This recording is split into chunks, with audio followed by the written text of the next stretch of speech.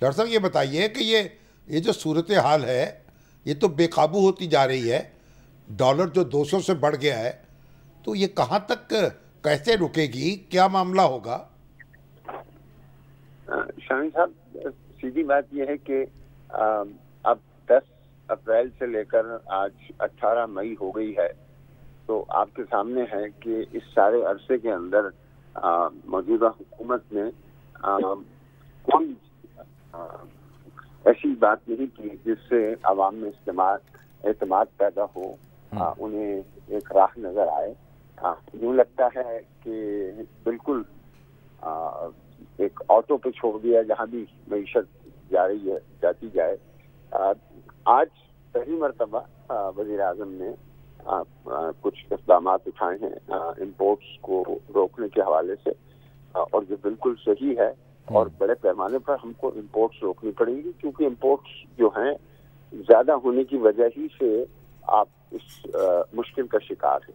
جی 80 سے زائد پروڈکٹس بتاتے ہیں جن پر انہوں نے بین لگایا ہے۔ جی ہاں، تو اب ان کے لیے آپ ڈالر فراہم نہیں کریں گے، تو لہٰذا آپ کے فارن ایکسچینج ریزروز پہ ان کا دباؤ نہیں ہوگا، اور جو بہت پہلے کر لینا چاہیے تھا۔ ڈاکٹر صاحب یہ جو جن اشیاء کی امپورٹ بند کی گئی ہے اس کا کتنا امپیکٹ ہوگا؟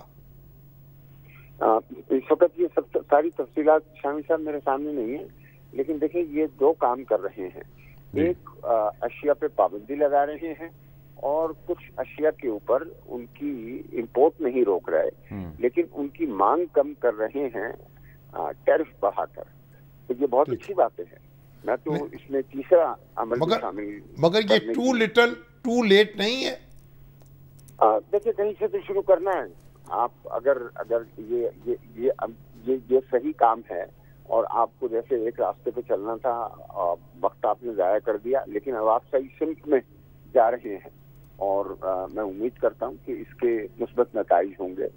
اور ساتھ میں دیکھیے اتنا ضروری ہے کہ جو اکنامک مینیجرز ہیں وہ عوام سے مخاطب ہوں، ان کے ساتھ گفتگو کریں، انہیں بتائیں کہ وہ کر کیا رہے ہیں۔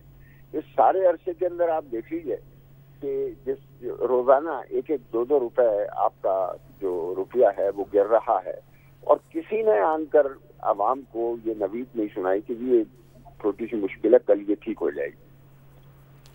تو اب یہ ہوا ہے، اور میں امید کرتا ہوں کہ تیزی سے مزید جو ہیں یہ اقدامات اٹھائیں گے۔ اب اس میں آپ کی بھی ایک رائے ہو سکتی ہے، میری بھی ایک رائے ہے کہ کیا یہ انہیں، ایک تو دیکھیں انہوں نے 1.5 مہینہ یہ نکال دیا، اور اب یہ کہہ رہے ہیں کہ ہم 14 مہینے رہیں گے۔